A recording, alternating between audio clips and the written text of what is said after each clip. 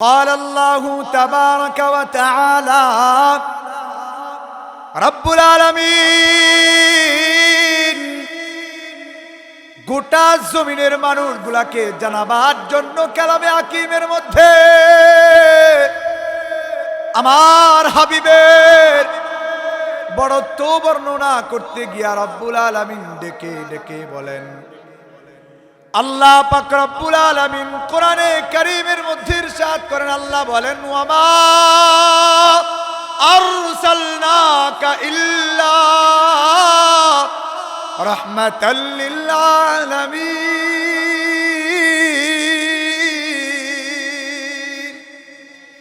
আল্লাহ পাক রব্বুল আলামিন গোটা জমিনের মানুষগুলাকে ডেকে ডেকে ডাক দিয়া বলেন, হে জমিনের মানুষেরা শুনে নাও, জেনে নাও, আমি আল্লাহ পাক রব্বুল আলামিন গোটা জমিনের জন্য আমার হাবিবকে আমি রহমত হিসাবে দুনিয়ার জমিনে প্রেরণ করেছি। সুবহানাল্লাহ।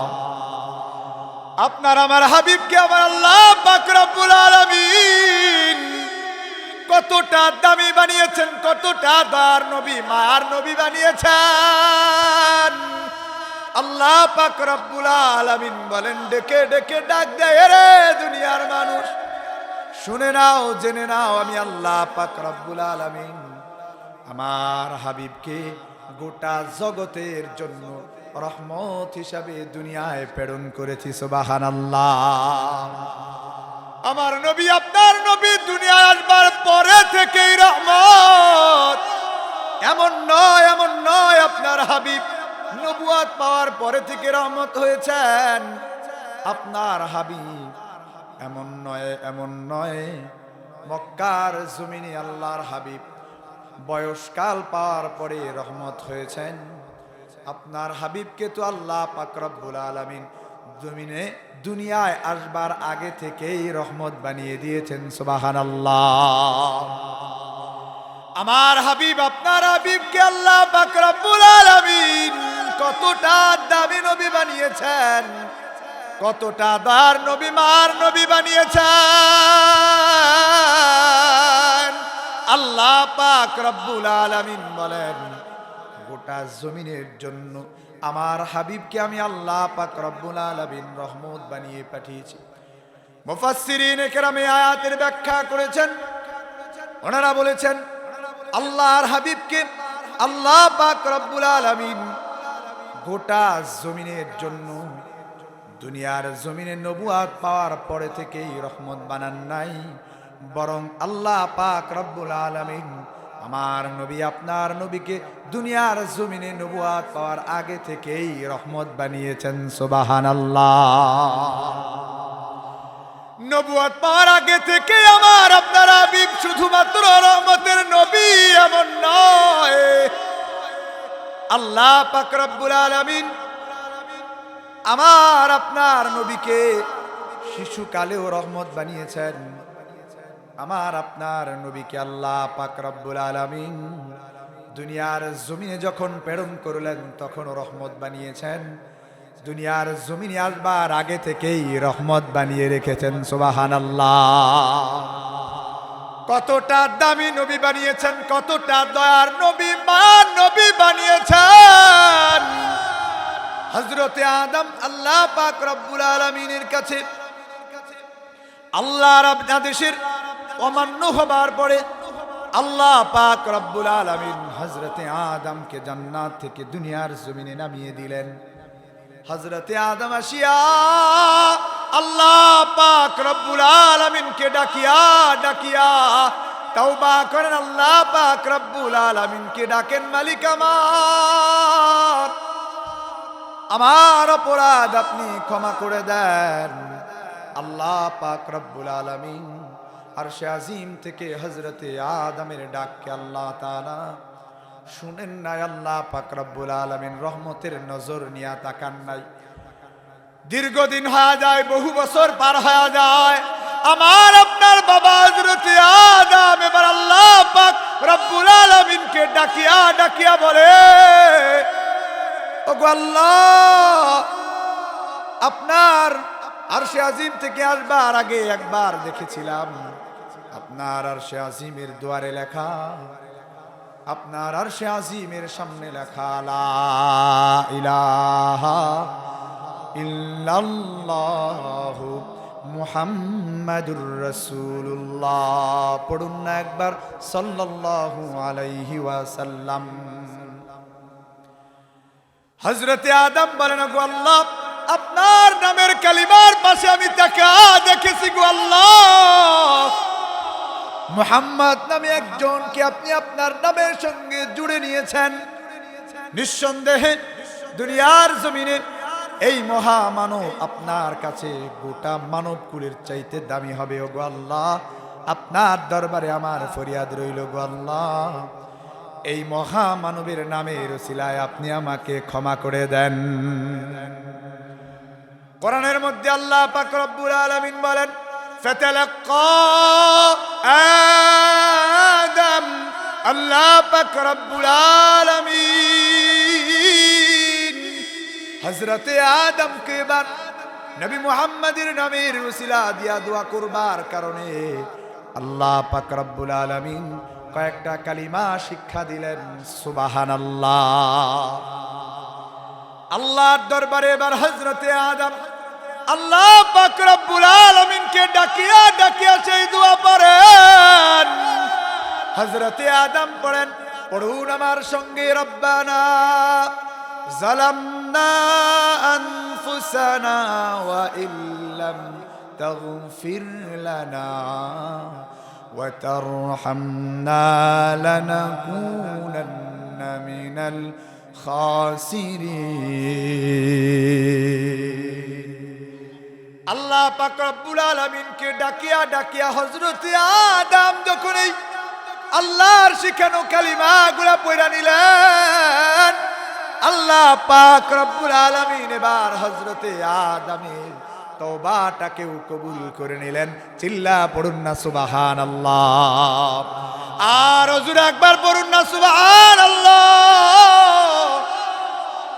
হযরতে আদম আল্লাহ পাক রব্বুল আলামিনের কাছে নবী মুহাম্মদের নামের উসিলা দিয়া দোয়া করবার কারণে আল্লাহ পাক রব্বুল আলামিন হযরতে আদমের তওবাকে কবুল করে নিলেন। আল্লাহ পাক রব্বুল আলামিন নবী মুহাম্মদকে দুনিয়ার জমিনে আসবার আগে থেকেই রহমত বানিয়ে দিয়েছেন। আওয়াজ করে পড়ুন না সুবহানাল্লাহ। কেমন তার নবী, মার নবী আপনি পাইছেন, আপনি কল্পনাও করতে পারেন না। বিবি আমেনা মক্কার জমিনে ঘুরে বেড়ান, আল্লাহর নবী বিবি আমেনার পেটে এসে গিয়েছেন। বিবি আমেনা যখন মক্কার জমিনে ঘুরে বেড়ান, বিবি আমেনা বর্ণনা করেন, মক্কার জমিনে আমি ঘুরে বেড়াই, মক্কার আমার সাথী সঙ্গীরা, আমার বান্ধবীরা আমার শ্বশুর আব্বার কাছে বিচার নিয়ে গেল। আমার বান্ধবীরা আমার বিচার নিয়ে যায় আব্দুল মুত্তালিবের কাছে, ডাকিয়া ডাকিয়া বলে, রে আব্দুল মুত্তালিব, তোমার সন্তান তো দুনিয়ার জমিন থেকে বিদায় নিয়ে চলে গেছে, তবুও কেন তোমার সন্তানের স্ত্রী আমেনা গায়ের মধ্যে আতর লাগায় ঘুরে বেড়ায়? গায়ের মধ্যে কেন আতর লাগায়? স্বামী মারা গেলে তো সুগন্ধি ব্যবহার করা যায় না, কেন গায়ের মধ্যে আতর লাগিয়ে ঘুরে বেড়ায়? বিবি আমেনাকে ডাকিয়া আব্দুল মুত্তালিব বলে, রে মা, শুধু তুমি একাকী ব্যথিত নও, আমার নওজোয়ান ছেলেটা দুনিয়ার জমিন থেকে বিদায় নিয়ে চলে গেছে, আমিও ব্যথিত। তবে তুমি কেন তোমার গায়ে আতর লাগা ঘুরে বেড়াও? তোমার নামে কেন নালিশ আমার কাছে আসে? বিবি আমেনা এবার ডেকে ডেকে বলেন, বাবা, ওই সত্তার কসম করে বলি, যে সত্তার হাতে আমি আমেনার জান আর প্রাণ, আমি একটা মুহূর্তের জন্য আমার গায়ে আতর লাগাই নাই, আমার গায়ে আমি আতর লাগাই নাই বাবা।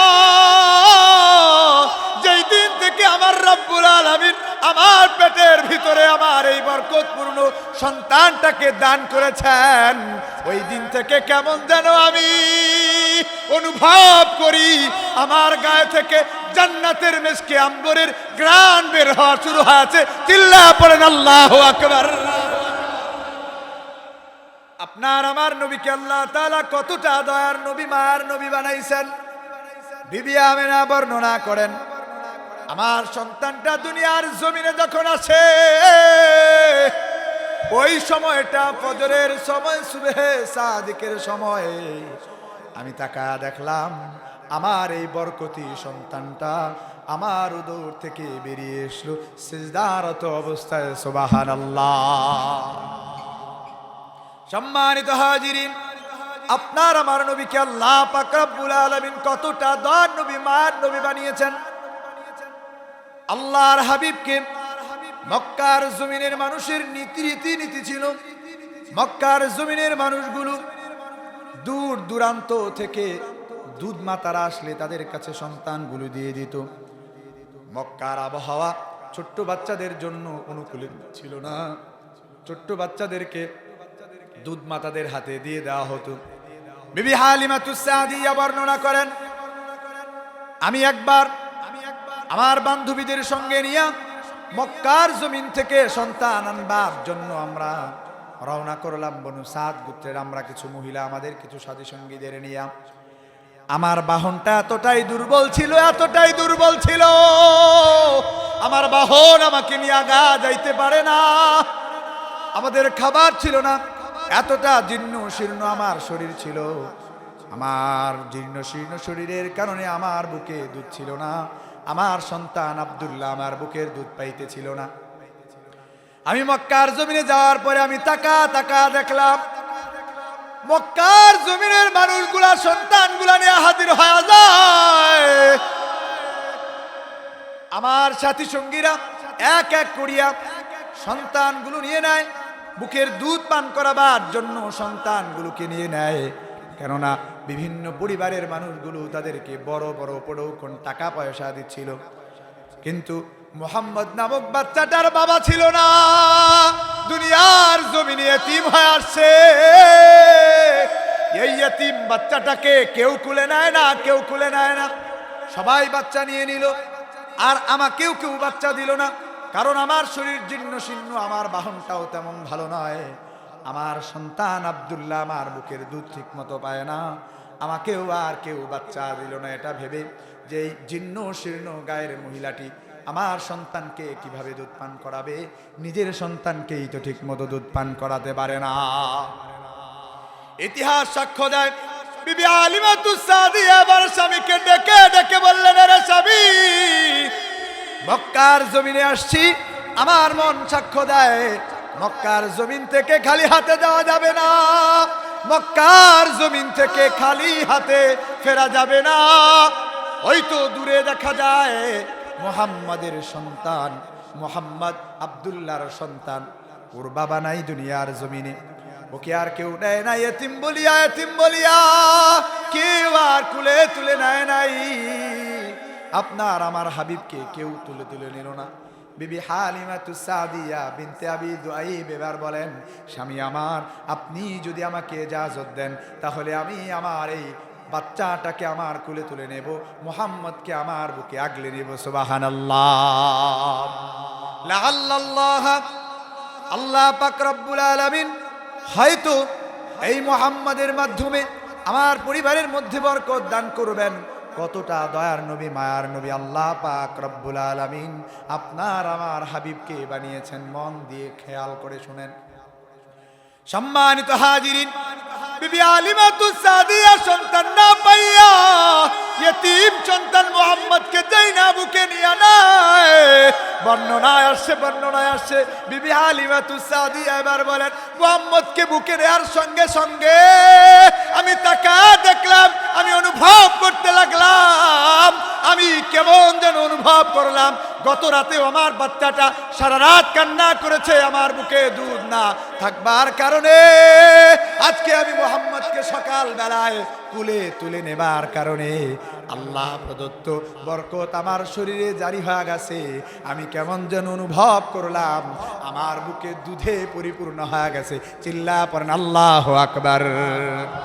আওয়াজ হয় না, আরো জোরে পড়েন আল্লাহু আকবার। আল্লাহর নবীকে বুকে লাগানোর সঙ্গে সঙ্গে বুকে দুধে পরিপূর্ণ হয়ে যায়। এবার বিবি হালিমাতুস সাদিয়া ওনার একটা ধূসর বর্ণের উটনির উপরে আরোহণ করে মক্কার জমিনে এসেছিলেন। মক্কার জমিন থেকে ফিরে যাবার জন্য সকাল বেলায় তিনি যখন এবার তার ওই উটনিটার উপরে আরোহণ করলেন, বিবি হালিমাতুস সাদিয়া যেই না ওনার জীর্ণ শীর্ণ বাহনের উপরে আরোহণ করেছেন, বর্ণনা এসেছে গত রাত পর্যন্ত যেই বাহনটা সব বাহনের পিছনে পড়ে যায়, কাফেলা থেকে পিছনে ফিরে যায়, কাফেলাকেও বিরতি দিতে হয় হালিমাতুস সাদিয়ার জন্য। বর্ণনা এসেছে যেই না মুহাম্মদকে কুলে নিয়েছেন, হালিমাতুস সাদিয়ার বাহনটা এত দ্রুতগামী হয়ে গেছে আল্লাহর নবীকে বুকে জড়ানোর কারণে। এবার বিবি হালিমাতুস সাদিয়ার দুর্বল জীর্ণ শীর্ণ বাহনটা এত দ্রুতগামী হয়ে গেছে, কাফেলাকে ছাড়াইয়া অগ্রগামী হয়ে গেছে। সুবহানাল্লাহ।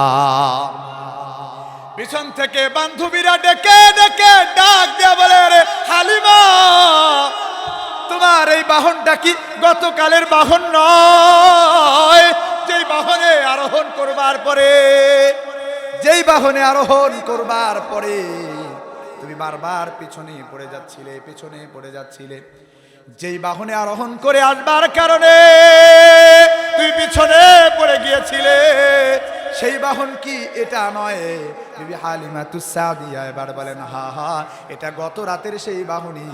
কিন্তু আমি যখন বরকতময় এই শিশুটাকে বুকে লাগালাম, তখন থেকেই অনুভব করলাম আমার আল্লাহ পাক রব্বুল আলামিন আমার দেহ, আমার বাহন, আমার সব জায়গা আল্লাহ বরকত দিয়া ভরপুর বানায়া দিয়েছেন। সুবহানাল্লাহ। আপনার আমার নবীকে আল্লাহ পাক রব্বুল আলামিন কতটা দান নবী মান নবী বানিয়েছেন। রে বাণীপাড়ার মানুষেরা শুনে নেন, জেনে নেন, আল্লাহ পাক রব্বুল আলামিন দয়ার নবী মায়ার নবীকে কতটা দামি নবী বানাইছেন। আল্লাহ পাক রব্বুল আলামিন আপনার হাবিবের ব্যাপারে কোরআনের মধ্যে বলেছেন, ওমা আরসালনাকা ইল্লা রাহমাতাল লিল আলামিন।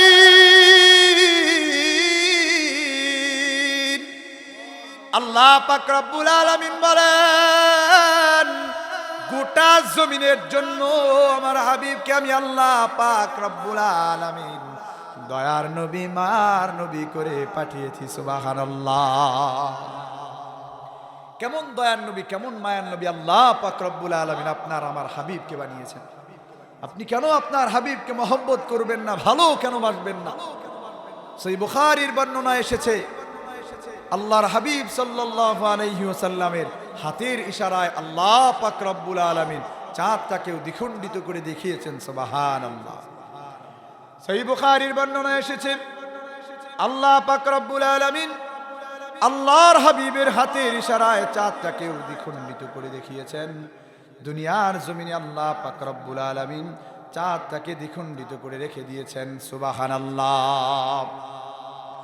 আল্লাহর নবীর বিখ্যাত সাহাবী হযরত আব্দুল্লাহ ইবনে মাসউদ রাদিয়াল্লাহু তাআলা আনহুমা তিনি বর্ণনা করেন, মক্কার জমিনের কাফিররা যখন আল্লাহর হাবিবের কাছে আসিয়া দাবি জানায়, রে মুহাম্মদ, তুমি নবুয়াতের দাবি করো, এমনি এমনি তোমার নবুয়াতকে বিশ্বাস করা যাবে না, তোমার এক খোদায় আমরা এমনি এমনি বিশ্বাসী হব না। আসমানের চাঁদের দিকে তাকায় বলে, মুহাম্মদ, যদি তুমি আসমানের চাঁদটাকে দ্বিখণ্ডিত কইরা দেখাইতে পারো, হে মুহাম্মদ, আকাশের চাঁদ যদি তুমি দুই খণ্ড কইরা দেখাইতে পারো, তবে আমরা তোমার উপরে ঈমান আনবো রে মুহাম্মদ।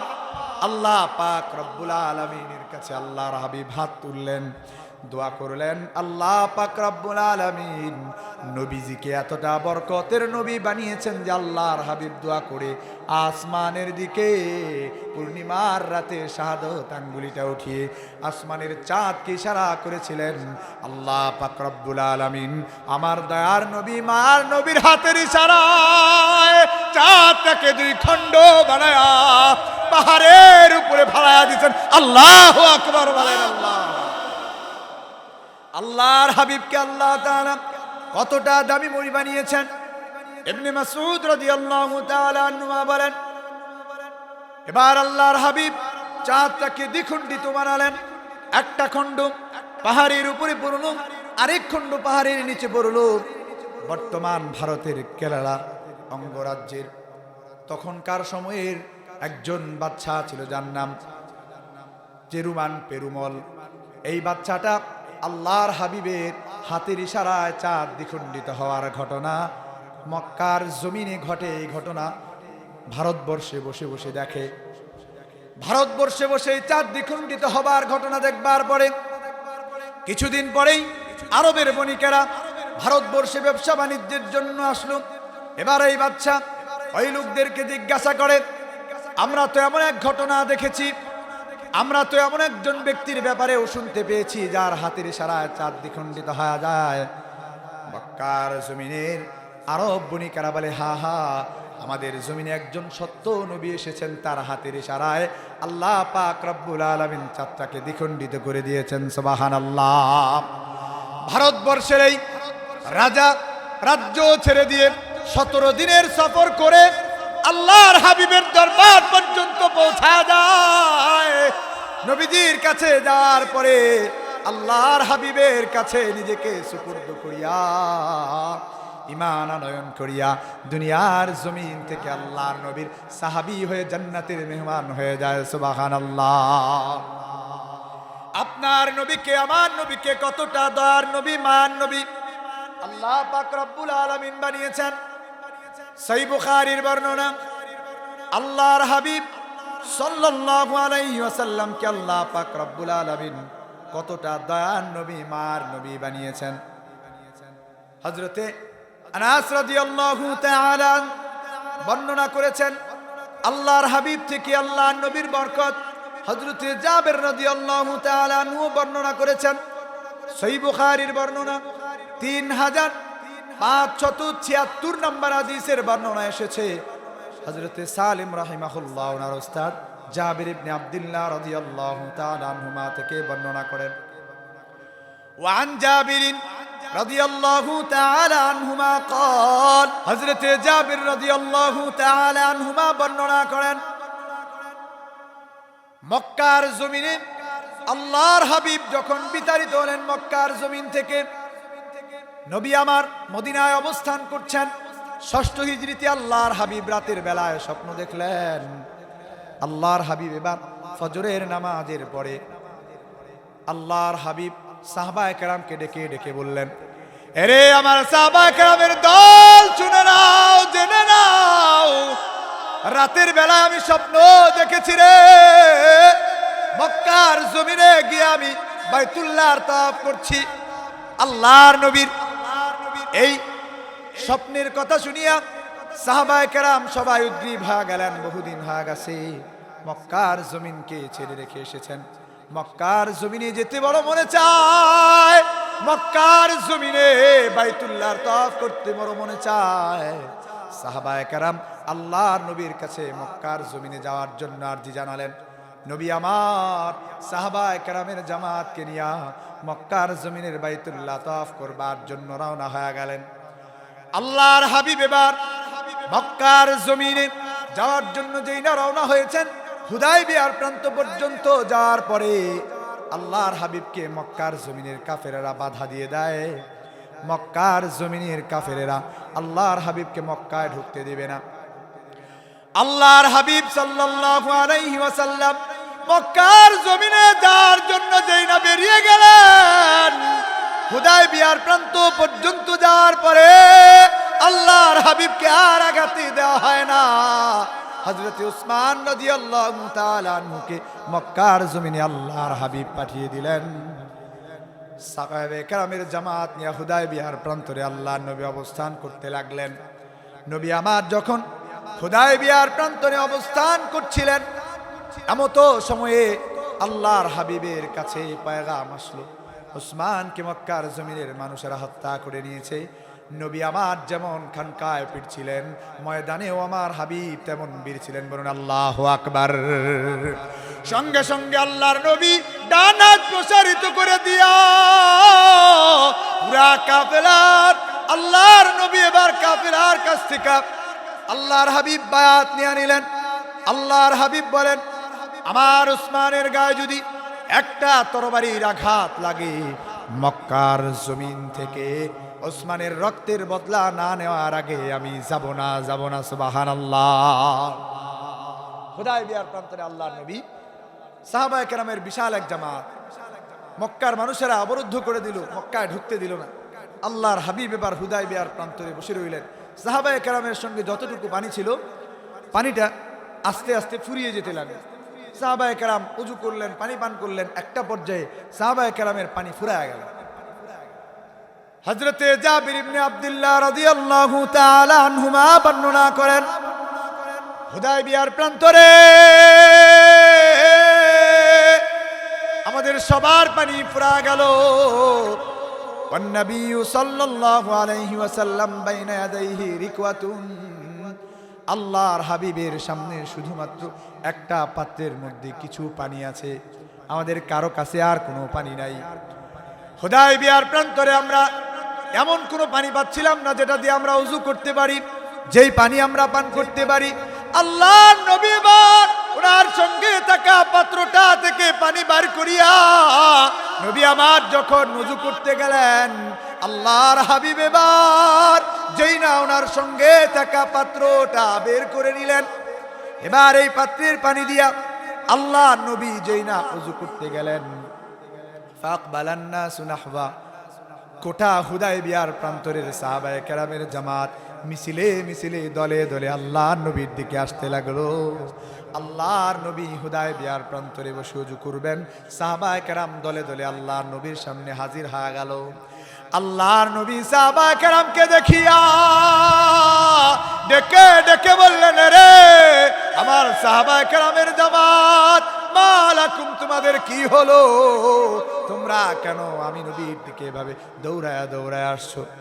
সাহাবায়ে কেরামের জামাত এবার আল্লাহর হাবিবকে ডাক দিয়া ডেকে ডেকে বলে, ওগো আল্লাহর হাবিব, মক্কার জমিনে যাওয়ার জন্য আমরা এসেছিলাম, বহু সময় হয়ে গেছে, অবরুদ্ধ হয়ে গেছি, আমাদের কারো কাছে কোনো পানি নাই, কারো কাছে কোনো পানি নাই,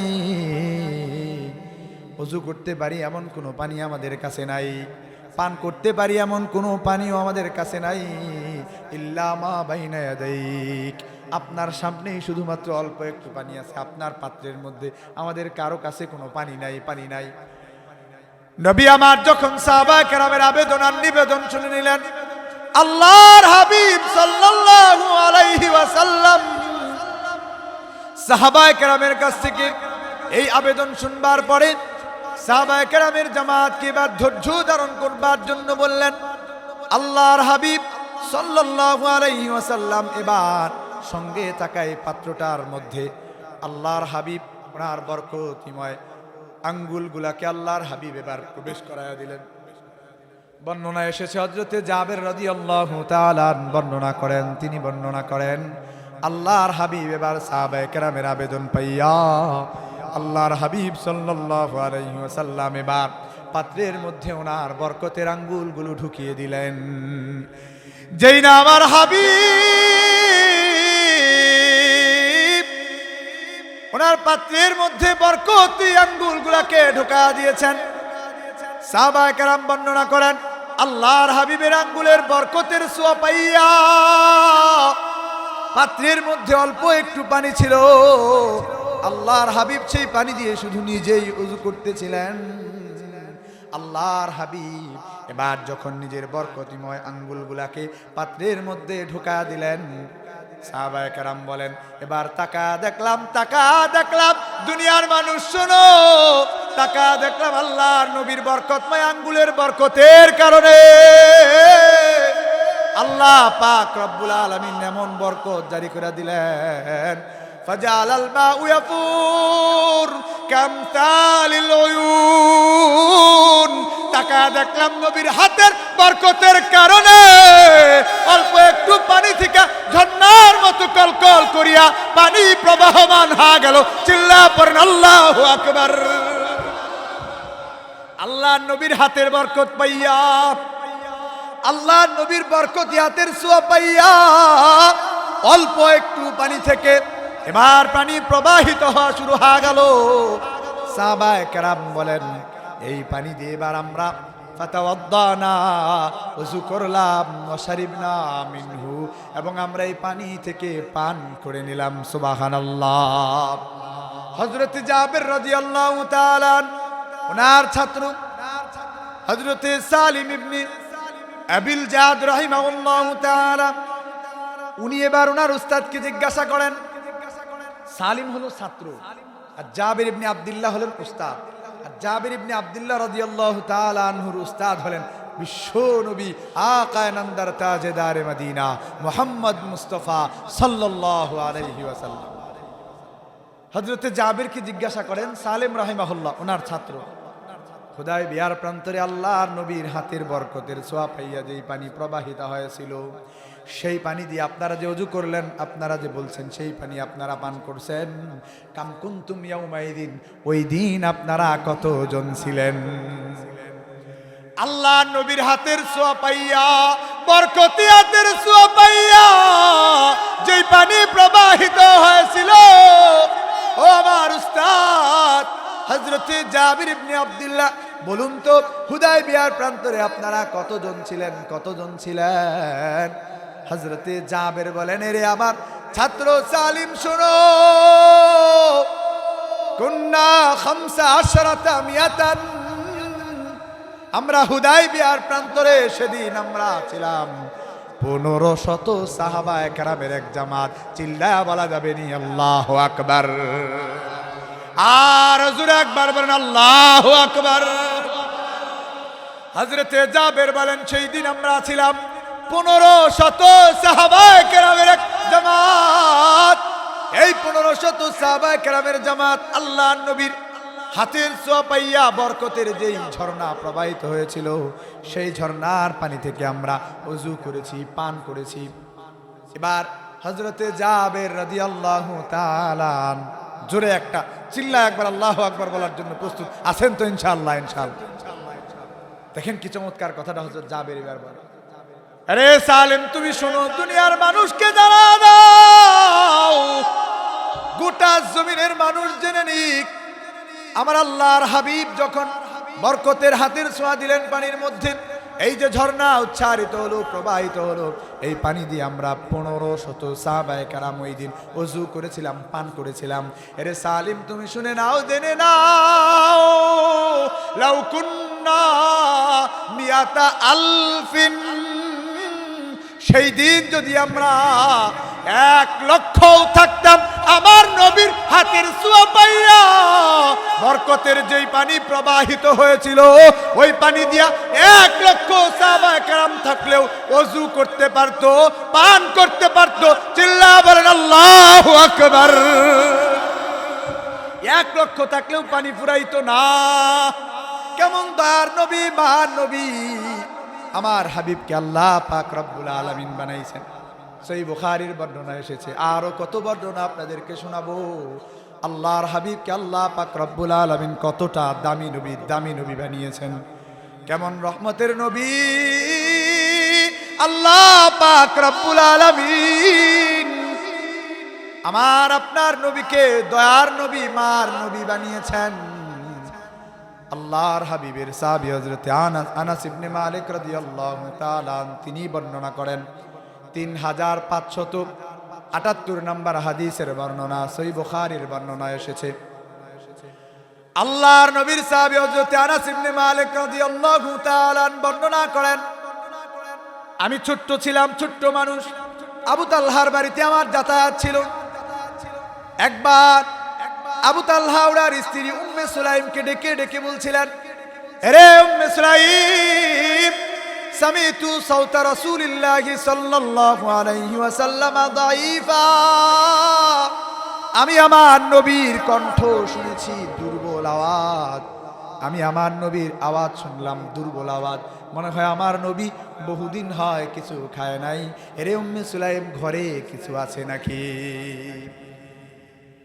আইন্দাকি শাইউন, তোমার কাছে কি এমন কিছু আছে যেটা আল্লাহর নবীর সামনে আমি পেশ করতে পারবো, আল্লাহর নবীর মেহমানদারি আমি করতে পারবো? হযরতে আনাস বলেন, আমি ছোট্ট মানুষ ছিলাম, উম্মে সুলাইমের সামনেই আমি দাঁড়ানো। আবু তালহার স্ত্রী উম্মে সুলাইম ডেকে ডেকে বললেন, স্বামী আমার, ঘরের মধ্যে মাত্র কয়েকটা রুটির টুকরা আছে, এর বাইরে আর কিছু নাই। এই কয়েকটা রুটির টুকরা দিয়ে আপনি আল্লাহর হাবিবের মেহমানদারি করাতে পারেন। হযরতে আবু তালহা বললেন, হ্যাঁ উম্মে সুলাইম, দাও দাও, ওই তোমার রুটির টুকরাগুলো বের করে দাও। এবার হযরতে আনাস বলেন, উম্মে সুলাইমের একটা উড়না দিয়া আমার গায়ের মধ্যে পেঁচ লাগায়া একটা অংশের মধ্যে রুটির টুকরাগুলাকে বাইন্দা দিছে উম্মে সুলাইম রাদিয়াল্লাহু তাআলা আনহা। উম্মে সুলাইম এবার রুটির টুকরাগুলোকে যখন উড়নার এক পাশে বেঁধে অপর প্রান্ত আমারে জড়ায়া আল্লাহর নবীর দরবার পর্যন্ত পাঠা দেয়। আমি এবার আল্লাহর হাবিবের দরবারে যাওয়ার পরে আমি দেখলাম আল্লাহর হাবিব মসজিদের মধ্যেই বসা। আল্লাহর হাবিবকে আমি মসজিদের মধ্যে বসা দেখলাম এবং আল্লাহর নবীর সামনে অনেকগুলা সাহাবায়ে কেরাম, অনেক সাহাবায়ে কেরাম বসা। হযরতে আনাস রাদিয়াল্লাহু তাআলা আনহু বলেন, রুটির টুকরাগুলোকে নিয়ে আমি যখন আল্লাহর হাবিবের সামনে দাঁড়ায় যাই, আল্লাহর নবী আমাকে দূর থেকে দেখছেন। ফারাআনি, যেই না আল্লাহর হাবিব আমাকে দেখলেন, আল্লাহর হাবিবের নূরময় চেহারার মধ্যে হাসির ঝলক দেখা দিল। সুবহানাল্লাহ। আল্লাহর নবী আমার দূর থেকে দেখছেন, দূর থেকে তাকায় দেখছেন। নবী আমাকে দেখিয়া মুচকি হাসি দিলেন। সামনে যাবার পরে আমি যখন গিয়ে দাঁড়ালাম, এবার আল্লাহর হাবিব আমারে ডেকে ডেকে বলে, রে আনাস, তোমাকে কি আবু তালহা পাঠাইছে? আর সালাকা আবু তালহা, তোমাকে কি আবু তালহা পাঠাইছে? আবু তালহা নি তোমারে পাঠাইছে? আমি বললাম, ইয়া রাসূলুল্লাহ। কুলতু নাম, হা, আবু তালহার বাড়ি থেকে আসছি ইয়া রাসূলুল্লাহ। এবার আল্লাহর নবী ডেকে ডেকে বললেন, এরে আনাস, আবি তো তোমাকে কি আবু তালহা খাবার দিয়া পাঠাইছে? আল্লাহর নবী কিন্তু জানেন না, আল্লাহর নবী কিন্তু দেখেন নাই আবু তালহা খাবার দিয়া পাঠাইছে। হযরতে আনাস সামনে এসে দাঁড়াবার পরে আল্লাহর হাবিব বলেন, এরে আনাস, তোমাকে কি আবু তালহা পাঠাইছে? আর আবু তালহা কি তোমার কাছে খাবার দিয়া পাঠাইছে? যখনই আমি বললাম, ইয়া রাসূলুল্লাহ, হা হা, আবু তালহা আমারে খাবার দিয়া পাঠাইছে, এই কথাখানি বলবার পরে আল্লাহর হাবিব সাল্লাল্লাহু আলাইহি ওয়াসাল্লাম এবার পুরা কাফেলাকে, সাহাবায়ে কেরামের জামাতকে ডেকে ডেকে বললেন, আরে সাহাবায়ে কেরামের জামাত, শুনে নাও, জেনে নাও, আমার আবু তালহা তোমাদেরকে মেহমানদারি করবে, দাওয়াত দিয়া পাঠাইছে রে। আল্লাহু আকবার। মাত্র কয়েকটা রুটির টুকরা। নবীজি বলেন, এ সাহাবায়ে কেরামের জামাত, দাঁড়া যাও, দাঁড়া যাও। আসহাবে সুফার জামাত, তোমরা বহুদিনের না খাওয়া, তোমাদের কাছে খাবার নাই, উঠো, দাঁড়িয়ে যাও, আবু তালহা তোমাদের মেহমানদারি করবে, ওঠো ওঠো, দাঁড়াও। সাহাবায়ে কেরাম দাঁড়ালেন। হযরতে আনাস বলেন, এবার আমি আল্লাহর নবীকে কিছুই বলতে পারলাম না।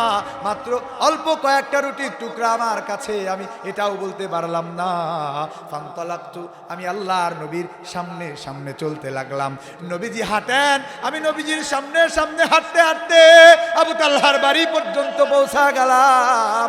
আবু তালহার বাড়িতে যাওয়ার পরে আবু তালহাকে আমি ডেকে ডেকে বললাম, আবু তালহা, আল্লাহর নবী সাহাবায়ে কেরামের জামাত নিয়ে আসছেন তোমার বাড়িতে মেহমান হয়ে। আল্লাহু আকবার।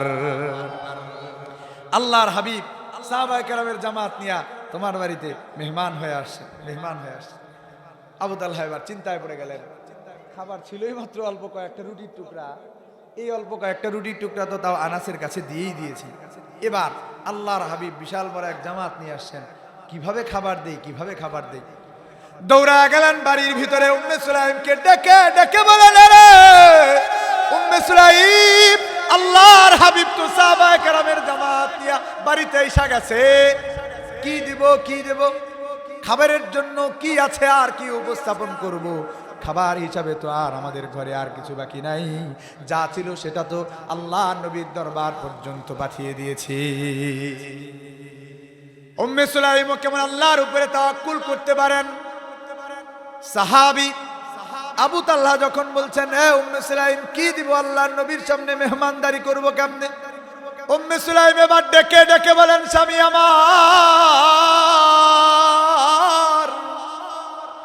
চিন্তার কোনো কারণ নাই, আপনি চিন্তা করবেন না, যে আল্লাহ পাক রব্বুল আলামিন পাঠাইছেন তিনি কি আরশে আজিম থেকে তাকায়া দেখেন কি দেখেন না? আমি আওয়াজ করে বলেন, দেখেন কি দেখেন না? যে আল্লাহ পাক রব্বুল আলামিন পাঠাইছেন আমার বাড়িতে সাহাবায়ে কেরামের জামাতকে মেহমান বানায়া, সে আল্লাহ পাক রব্বুল আলামিন ব্যবস্থা করে দিবেন। সুবহানাল্লাহ। আল্লাহু ওয়া রাসূলুহু আলাম। স্বামী আমার, যে আল্লাহ পাঠিয়েছেন আর যেই নবীর মাধ্যমে পাঠিয়েছেন সে আল্লাহ আর তার নবী ভালো জানেন, আমাদের কোনো জানবার বিষয় নাই। আল্লাহু আকবার বলেন। আমাদের চিন্তার কোনো কারণ নাই। এবার হযরতে আবু তালহা আল্লাহর নবীর কাছে আইসা কাছুমাছু হয়ে গেছে, ঘরে তো কোনো খাবার নাই। আল্লাহর হাবিব বলেন, রে আবু তালহা চলো চলো, ঘরের ভিতরে কি আছে চলো। আবু তালহার হাতে ধরিয়ে এবার ঘরের ভিতরে নবী চলে যান। নবী আমার ডেকে ডেকে বলেন, রে উম্মে সুলাইম, তোমার ঘরে কি আছে খাবার হিসাবে? উম্মে সুলাইম সেই রুটির টুকরাগুলাই আবার বাইর করে দিলেন। ইয়া রাসূলুল্লাহ, এই যে অল্প কয়েকটা রুটির টুকরা ইহাই আছে। আল্লাহর নবী বললেন, এই রুটির টুকরা খাওয়ার জন্য কোনো তরকারির ব্যবস্থা আছে কিনা? উম্মে সুলাইম বলেন, অল্প একটু ঘি আছে। বর্ণনা এসেছে সহিহ বুখারীর বর্ণনা 3578 নম্বর হাদিসের বর্ণনা। উম্মে সুলাইম এবার আল্লাহর হাবিবকে ডেকে ডেকে বললেন, ওগো আল্লাহর হাবিব, একটা বয়ামের মধ্যে কিছুদিন আগে একটু ঘি রাখছিলাম, তাও শেষের পথে। এভাবে ঘিয়ের বয়ামটাকে এভাবে উল্টায়া অল্প একটু ঘি আল্লাহর হাবিবের সামনে বের করে দিলেন। উম্মে সুলাইম যখন আল্লাহর হাবিবের সামনে রুটিগুলাকে পেশ করে দিলেন, আল্লাহর হাবিব এবার ডেকে ডেকে বললেন, রে উম্মে সুলাইম, রুটিগুলাকে টুকরা টুকরা বানায় দাও, রুটিগুলাকে টুকরা টুকরা বানায় দাও। রুটিগুলাকে উম্মে সুলাইম রাদিয়াল্লাহু আনহা টুকরা টুকরা বানায়া দিলেন। আল্লাহর হাবিবের সামনে পেশ করবার পরে হযরতে আনাস বর্ণনা করেন, এবার আমি তাকায়া দেখলাম নবী আমার কি পড়া যেন ওই বাটির মধ্যে ফু দিলেন। আল্লাহর হাবিব আর আল্লাহই ভালো জানেন।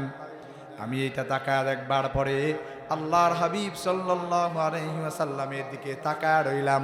সাহাবায়ে কেরামের পুরা জামাত আবু তালহার বাড়িতে উপস্থিত হয়ে গেছে।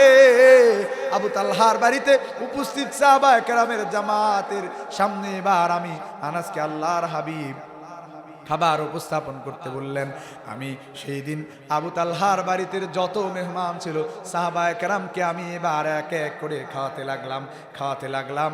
আল্লাহর হাবিবের বরকতের ওই ফুয়ের কারণে, আল্লাহর হাবিবের বরকতিয়াতের ছোঁয়া পাওয়ার কারণে রুটির টুকরাগুলো পুরা কাফেলা খায়া শেষ করে, কিন্তু রুটির টুকরার ফুরায় না। চিল্লা বলা যাবে না আল্লাহু আকবার।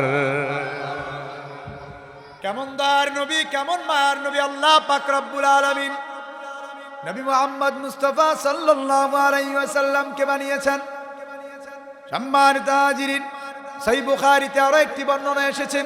হযরতে আবু হুরায়রা রাদিয়াল্লাহু তাআলা তিনি বর্ণনা করেন, আমি দীর্ঘদিন না খাওয়া থাকার কারণে, আমার পেটের ক্ষুধার কারণে আমি মাটির মধ্যে গড়াগড়ি খাইতাম। মাটিতে আমি গড়াগড়ি খাইতাম, খাবার ছিল না। আসহাবে সুফা যে জামাত, তালেবে ইলমদের একটা জামাত, আমরা আল্লাহর নবীর কাছ থেকে কোরআন শিখতাম, কোরআন পড়তাম আল্লাহর নবীর কাছে। নবীজি যা বলতেন তাই আমরা লিখে নিতাম। হযরতে আবু হুরায়রা রাদিয়াল্লাহু তাআলা বর্ণনা করেন, হযরতে আবু হুরায়রা বলেন, দুনিয়ার মানুষ শুনো, আমার কাছে কোনো খাবার নাই। কয়েকদিন না খেয়ে থাকবার কারণে আমি একবার মাটির মধ্যে গড়াগড়ি খাচ্ছিলাম। এইভাবে করে আমার কাছে যখন কোনো খাবার নাই, আমি হযরতে আবু বকরের যাতায়াতের রাস্তায় একদিন গিয়ে আমি বসে পড়লাম। আমি হযরতে আবু বকরের যাতায়াতের রাস্তায় গিয়ে বসবার পরে আমার সামনে দিয়া যখন আল্লাহর নবীর এই জালিলুল কদর সাহাবী হযরতে আবু বকর হাইটা যায়, আমি এবার হযরতে আবু বকরের সামনে দাঁড়ায় গেলাম। আবু বকরকে আমি একটা কোরআনের আয়াত সম্পর্কে জিজ্ঞাসা করলাম।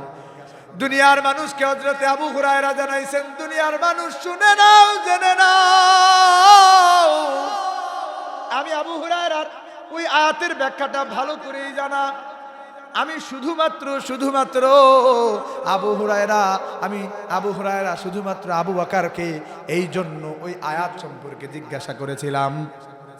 আবু বকর যেন আমার চেহারার দিকে তাকায়, আর তাকায় আমার চেহারার মধ্যে ক্ষুধার ভাব যেন দেখা বুঝে, আর আবু বকর যেন হাতে ধরে আমারে আবু বকরের বাড়ি পর্যন্ত নিয়ে যায়।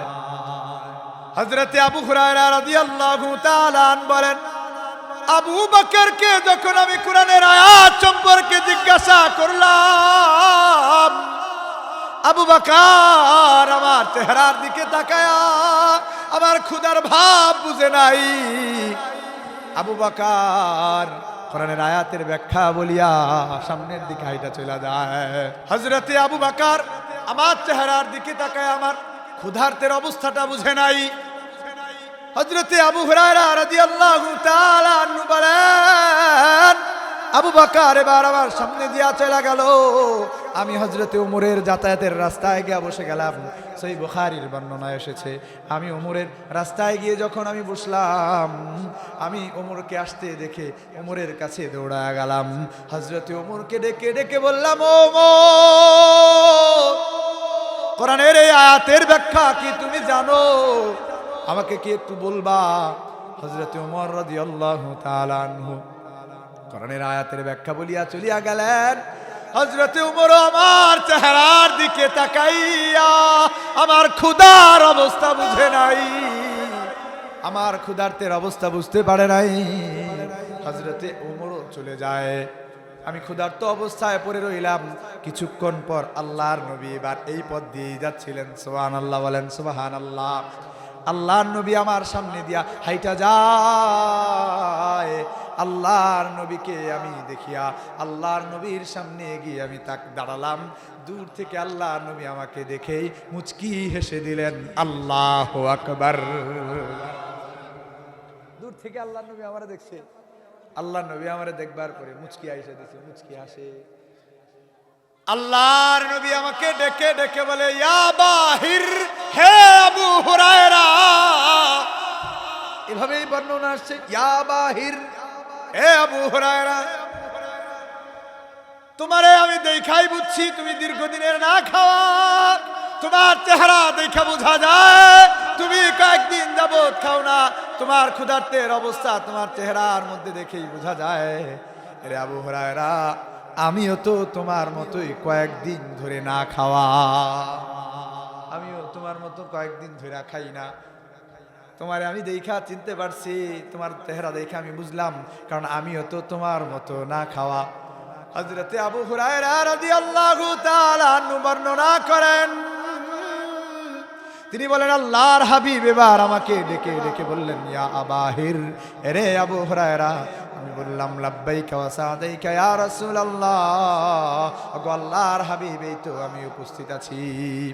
আল্লাহর হাবিব এবার আমার হাতের মধ্যে ধরিয়া বাড়ি পর্যন্ত পৌঁছা গেলেন। বাড়িতে যাবার পরে আল্লাহর হাবিব এবার ডেকে ডেকে বললেন বাড়ির মানুষদেরকে, এরে ঘরের ভিতরে খাবার মতো কিছু আছে? ভিতর থেকে আওয়াজ আসলো, অর্ধ পেয়ালা দুধ আছে গো আল্লাহর হাবিব। আল্লাহর হাবিব বললেন, এই দুধটুকু কি আহাদিয়াতুন আম সাদাকাতুন? এটা কি সাদকা নাকি হাদিয়া? নবীদের জন্য সাদকা খাওয়া জায়েজ নেই। আল্লাহর হাবিব জিজ্ঞাসা করলেন, এটা কি সাদকা নাকি হাদিয়া? ভিতর থেকে আওয়াজ আসলো, ওগো আল্লাহর হাবিব, এটা হাদিয়া হিসাবে দেওয়া হয়েছে। নবীজি জিজ্ঞাসা করলেন, মান আহদা ইলাইয়া, কে আমার জন্য এটা হাদিয়া হিসাবে পাঠিয়েছে? আল্লাহর নবীর কাছে বলবার পরে ভিতর থেকে আওয়াজ আসলো, আপনার এক সাহাবী, অমুক সাহাবী এটা হাদিয়া হিসাবে আপনার জন্য পাঠিয়েছেন। নবী আমার এবার আবু হুরায়রাকে ডেকে ডেকে বললেন, রে আবু হুরায়রা, আমার আসহাবে সুফফার জামাতের আমার ছাত্রগুলা, আমার সাহাবাগুলা দীর্ঘদিন ধরে খায় না, যাও যাও ওদেরকে ডেকে নিয়ে আসো। বুখারীর বর্ণনায় আসে, হযরতে আবু হুরায়রা এবার মনে মনে একটু কষ্ট পাইলেন। আবু হুরায়রা এবার বলেন, উনি বর্ণনা করতেছেন পরবর্তী সময়, মনে মনে কষ্ট পাইলেন, আমি এই যে অল্প একটু, এটা আমারই হবো না, এটা আমারই হবো না। আবার আল্লাহ নবী বলতেছেন, আসহাবে সুফফার জামাত নিয়ে আসতে, বিশাল এক জামাত, বিশাল এক জামাত। এই হাদিসের শেষে আসছে এনারা সংখ্যায় কতজন ছিলেন। আবু হুরায়রা মনে মনে একটু কষ্ট পাইলেন। হযরতে আবু হুরায়রা মনে মনে কষ্ট পাওয়ার পরে এবার আল্লাহর নবী আদেশ করেছেন, মানতেই তো হবে। আসহাবে সুফফার জামাতকে ডাকবার জন্য চলে গেলেন। আল্লাহর নবী যেই না হযরতে আবু হুরায়রাকে ডেকে ডেকে বললেন, এরে আবু হুরায়রা, যাও যাও আসহাবে সুফফার জামাতের সাহাবাগুলোকে নিয়ে আমার সামনে উপস্থিত করো। আল্লাহর নবী আদেশ করে দিলেন। হযরতে আবু হুরায়রা উঠে চলে গেলেন, আসহাবে সুফফার জামাতকে ডেকে আনলেন। আবু হুরায়রার মনের মধ্যে বড় কষ্ট, এই অল্প দুধখানি এটা তো আমারই হবে না, পুরা আসহাবে সুফফার জামাতকে আল্লাহর নবী ডাকতে বলছেন। এবার বুঝি আমার কপালে আর খাওয়া জুটলো না। হযরতে আবু হুরায়রা বর্ণনা করেন, আল্লাহর নবীর দরবারে আসহাবে সুফফার জামাত আমি যেই না ডেকে এনে উপস্থিত করলাম, আল্লাহর হাবিব এবার পেয়ালাটা হাতে নিয়া নবীর পাক জবানি কি যেন পড়ে আল্লাহর হাবিব ওই পেয়ালার মধ্যে ফুঁকে দিলেন। আল্লাহু আকবার বলেন, আল্লাহু আকবার। কি যেন বললেন নবী আমার, কি যেন বলে পেয়ালার মধ্যে ফুঁকে দিলেন। এবার আল্লাহর নবীর সাহাবী হযরতে আবু হুরায়রা বর্ণনা করেন, নবী আমাকে ডেকে ডেকে বললেন, এ বাহির, ওরে আবু হুরায়রা, ইদান লিআশারাতিন, যাও 10 জন কইরা ভিতরে নিয়ে আসো। 10 জন যাই না, এই দুধটা নাও, এটা পান করাও। হযরতে আবু হুরায়রা রাদিয়াল্লাহু তাআলা বর্ণনা করেন, আমি এবার বাইরে চলে গেলাম। যাওয়ার পরে আমি 10 জনকে ডেকে নিয়ে আসলাম। 10 জনকে আমি ডেকে আনবার পরে আল্লাহর নবীর দেয়া বরকতি জবানের ফু দেয়া সেই পেয়ালাটা, দুধের পেয়ালাটা আমি হাতে নিয়া এবার আমি 10 জনকে আমি পান করাতে লাগলাম। প্রথম 10 জনকে আমি পান করিয়ে পরিতৃপ্ত বানায়া মজলিস থেকে বিদায় দিলাম। সুবহানাল্লাহ। নবী আমার ডেকে ডেকে বললেন, এরে আবু হুরায়রা, আমার সাহাবায়ে কেরামকে যতক্ষণ পর্যন্ত এদের সংখ্যা না পুরাবে ততক্ষণ পর্যন্ত পান করাতে থাকো। ইযান লিআশারাতিন, 10 জন করে নিয়ে আসো। আবু হুরায়রা রাদিয়াল্লাহু আনহু বলেন, আমি আবার গেলাম, আবার 10 জনকে নিয়ে আসলাম। এই 10 জনও পান করলেন। এই 10 জন পান করবার পরে আল্লাহর হাবিবের এই সাহাবীগুলোকে পরিতৃপ্ত বানার হাতে ধরলেন, রে আবু হুরায়রা, তোমার পেটেও তো বড় ক্ষুধা, নাও তুমি এবার পান করো। হযরতে আবু হুরায়রা বলেন, পেয়ালাটা হাতে নিলাম, বিসমিল্লাহ বলি আমি যেই না পান করতে লাগলাম, প্রথমবারে পান করিয়া আমি আল্লাহর হাবিবের হাতে পেয়ালাটা ফিরিয়ে দিলাম। নবী আমার ডেকে বললেন, এরে আবু হুরায়রা, আবার পেয়ালা নাও, তুমি আবার পান করো। আবু হুরায়রা এবার দ্বিতীয়বারও পেয়ালাটা হাতে নিলেন। দ্বিতীয়বারও আবু হুরায়রা আবার পান করলেন। আবু হুরায়রা এবার পাত্রটা যেই না ফিরিয়ে দিলেন, আল্লাহর হাবিব বললেন, রে আবু হুরায়রা, আবার পাত্রটা হাতে নাও, আবার তুমি পান করো। বুখারীর বর্ণনা এসেছে। এবার হযরতে আবু হুরায়রা বলেন, ওগো আল্লাহর নবী, আমার পেটে আর খালি জায়গা নাই। আল্লাহু আকবার। আমার পেটে আর খালি জায়গা নাই, ওগো আল্লাহর হাবিব, আমি তো পান করতে পারছি না, আমি তো পরিতৃপ্ত হয়ে গেছি। সুবহানাল্লাহ, সুবহান। আল্লাহর নবী সরদারে কুল কায়নাত কে আল্লাহ পাক রব্বুল আলামিন এতটা দয়ার নবী, মা নবী বানাইছেন আল্লাহ পাক রব্বুল আলামিন। এতটা দামি নবী বানিয়েছেন, বর্ণনায় পাওয়া যায় আল্লাহর হাবিবকে আল্লাহ পাক রব্বুল আলামিন যতটা মুজিজা দিয়েছেন, গোটা আম্বিয়া আলাইহিমুস সালামকে আল্লাহ পাক রব্বুল আলামিন ওই পরিমাণ মুজিজা দিয়েছেন। সুবহানাল্লাহ। আল্লাহর হাবিব সাল্লাল্লাহু আলাইহি ওয়াসাল্লামকে আল্লাহ পাক রব্বুল আলামিন এতটা মুজিজা দিয়েছেন, এতটা মুজিজা আল্লাহ পাক রব্বুল আলামিন দান করেছেন যে আল্লাহর হাবিব সাল্লাল্লাহু আলাইহি ওয়াসাল্লামের সমষ্টি মুজিজাগুলোকে একত্র করলে আর সমস্ত আম্বিয়া আলাইহিমুস সালামদের মুজিজাগুলোকে একত্র করলে আল্লাহর হাবিবের মুজিজাগুলোই ভারী হয়ে যায়। সুবহানাল্লাহ। সম্মানিত হাজিরিন, আপনি কেন আপনার নবীকে ভালোবাসবেন না? আপনার দান নবী, মান নবীকে আপনি কেনই বা মহব্বত করবেন না? অথচ আল্লাহ পাক রব্বুল আলামিন সূরা আলে ইমরান 31 নম্বর আয়াতে আল্লাহ পাক রব্বুল আলামিন ঘোষণা করেছেন, ইন কুনতুম তুহিব্বুনাল্লাহ ফাত্তাবিউনি ইউহিব্বুকুমুল্লাহ।